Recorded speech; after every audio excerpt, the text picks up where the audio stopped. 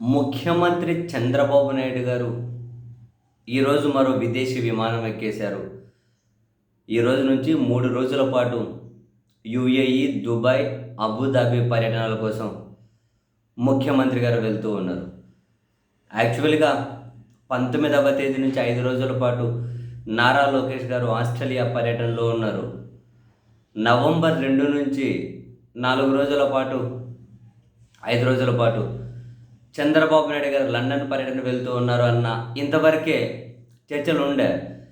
But ఈ రోజు నుంచి చంద్రబాబు నాయుడు గారి విదేశీ పర్యటన ఇంతకుముందు అంటే ముందే షెడ్యూల్ అయిందేమో, కానీ అది మీడియాలో ఏమీ పెద్దగా ఈ న్యూస్ రాలేదు. బట్ ఈ రోజు నుంచి ముఖ్యమంత్రి గారు అయితే 3 రోజుల పర్యటనలకు వెళ్తూ ఉన్నారు. కొన్ని నెలల కిందట, ఒక 2 నెలల కిందట Abu Dhabi finance and tourism minister, Lulu group chairman వీళ్ళిద్దరూ కలిసి చంద్రబాబు నాయుడు గారిని కలిశారు.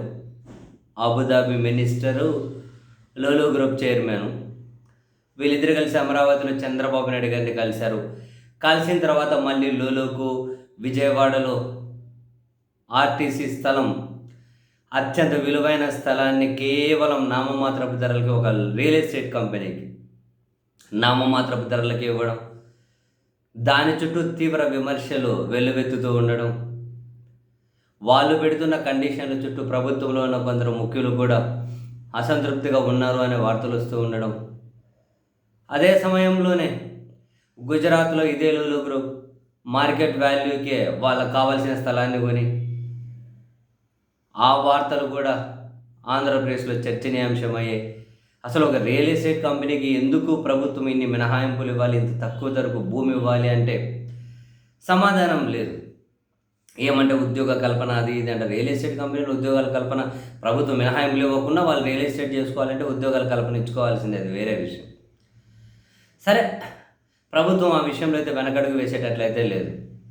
అబుదాబి మినిస్టర్ ఒక 2 నెలల కిందట వచ్చి చంద్రబాబు గారిని కలిశారు లులు గ్రూప్ చైర్మన్తో.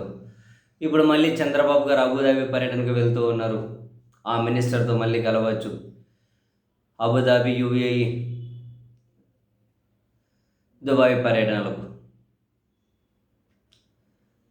యూఏఈ, అబుదాబి ఈ మొత్తం మీద అయితే ఈ గల్ఫ్లో 3 దేశాల పర్యటనలకు అయితే చంద్రబాబు నాయుడు గారు యూఏఈ, అబుదాబి, దుబాయ్ వెళ్తూ ఉన్నారు. విశాఖలో జరిగే పెట్టుబడుల సదస్సులను, పారిశ్రామికవేత్తలను ఆ సదస్సుకి ఇన్వైట్ చేయడం కోసం అని చెప్పి అంటూ ఉన్నారు. మొత్తం మీద 2 కీలక నేతలు, లోకేష్ గారు ఆస్ట్రేలియా, చంద్రబాబు గారు ఇలా ఈ పర్యటన ముగించుకొని మళ్ళీ 5-6 రోజుల నుండి మళ్ళీ చంద్రబాబు గారు యూకే పర్యటనకు వెళ్తూ ఉన్నారు. ఇప్పటికే చంద్రబాబు గారు, లోకేష్ గారు చాలా విదేశీ పర్యటనలు చేశారు పెట్టుబడుల ఆకర్షణ కోసం అని చెప్పి. మళ్ళీ ఇయర్ ఎండింగ్లో దక్షిణ కొరియా పర్యటన కూడా ఉంది అని చెప్పి అయితే చెబుతూ ఉన్నారు. చూడాలి.